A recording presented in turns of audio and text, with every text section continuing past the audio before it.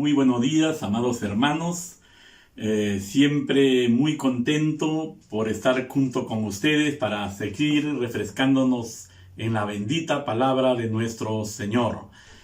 Vamos a ir al Nuevo Testamento en esta oportunidad, en el capítulo 16 del Evangelio según San Lucas. Dice así la palabra del Señor.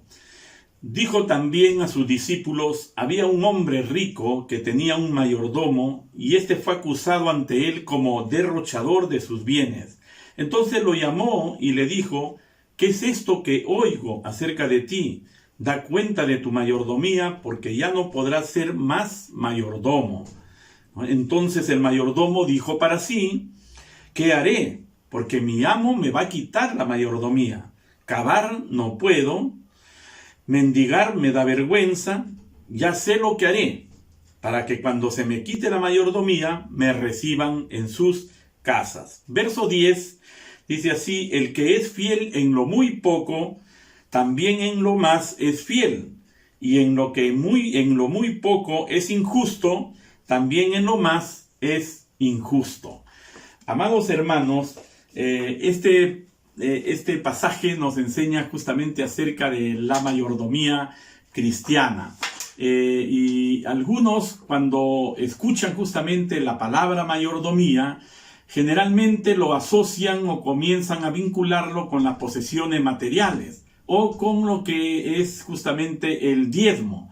Entonces habla a alguien acerca de mayordomía y dice: es acerca del diezmo, pero no es así. Si nosotros queremos ser verdaderos mayordomos del Señor, entonces debemos saber que mayordomía significa administrar, saber administrar también otros aspectos de nuestra vida, no solamente las posesiones materiales. Esto tiene que ver primordialmente, pues entonces, con nuestros talentos, con los dones que Dios nos ha dado, con el cuerpo que nosotros tenemos, además con nuestro hogar o nuestra familia, con el tiempo que Dios nos ha concedido y con el dinero, ¿no? Y etcétera, etcétera. Podríamos mencionar también algunas más, pero la mayordomía tiene que ver esencialmente con nuestra actitud hacia las cosas de Dios. No se trata aquí, amados hermanos, entonces de llenar ciertos requisitos legales. Es más bien una vida abundante, una vida fructífera como consecuencia justamente de ser buenos mayordomos delante de nuestro Dios. Entonces, ¿qué significa ser mayordomo? Literalmente, nosotros podríamos decir que es justamente el mayordomo es el administrador de los bienes de alguien que es dueño. Entonces, esto implica entonces que el mayordomo no es dueño de nada, simplemente es un administrador. Y en Santiago 1:17 nos aclara también esto para la parte espiritual acerca de cada uno de nosotros, donde nos dice que toda buena dádiva y todo don perfecto viene justamente de lo alto. Y Pedro, él había asimilado muy bien estas lecciones, así que en segunda de Pedro, él nos está hablando en su segunda carta, en el capítulo 1, verso 3, donde nos dice que todas las cosas que pertenecen a la vida y a la piedad, vienen justamente por su divino poder de nuestro Dios. Así que el verdadero dueño tiene que pedir, tiene que solicitar o tiene que exigir una contabilidad exacta de lo que ha hecho justamente el mayordomo, de lo que le ha entregado justamente el dueño. Así que esto es también muy, muy importante, ¿no?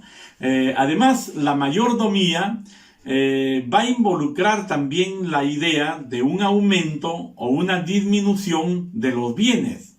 Puede resultar entonces de lo que hacemos cada uno de nosotros con ellos, ¿no? O sea, ¿qué es lo que yo hago con los dones espirituales que el Señor me ha entregado?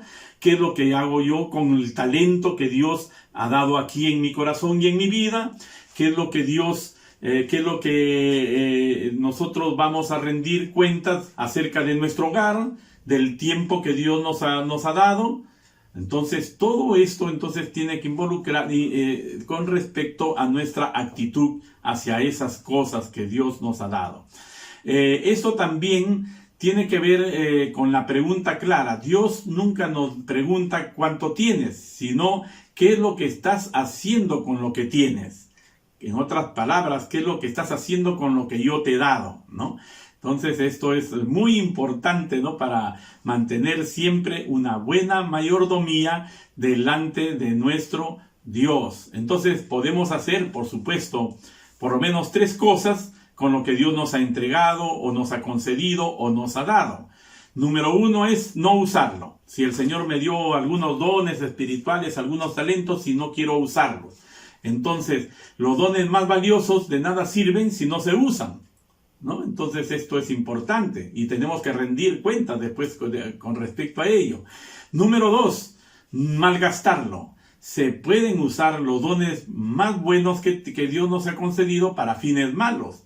Si yo he recibido el don de sanidades para sanar a la gente, pero comienzo a cobrar y a ponerle precios según las enfermedades que tienen, entonces eso es malgastar justamente los dones que Dios nos ha entregado para fines malos, para lucrar en otras palabras, ¿no?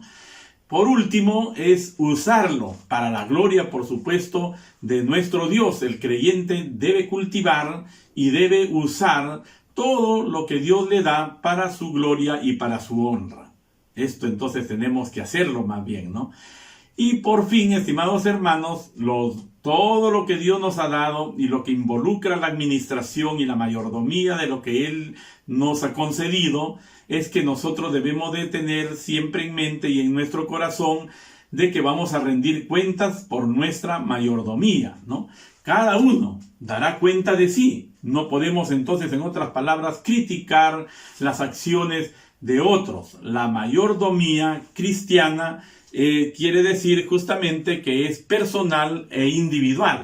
Rendiremos cuentas ante el tribunal de Cristo y toda nuestra mayordomía en todos los aspectos que he hecho mención en esta oportunidad van a estar bajo el escrutinio divino y ningún creyente escapará, como nos señala 2 de Corintios 5, versículo 10. Ustedes, estimados hermanos, y yo también estaremos delante de nuestro Dios para rendir cuentas de lo que Él nos ha entregado.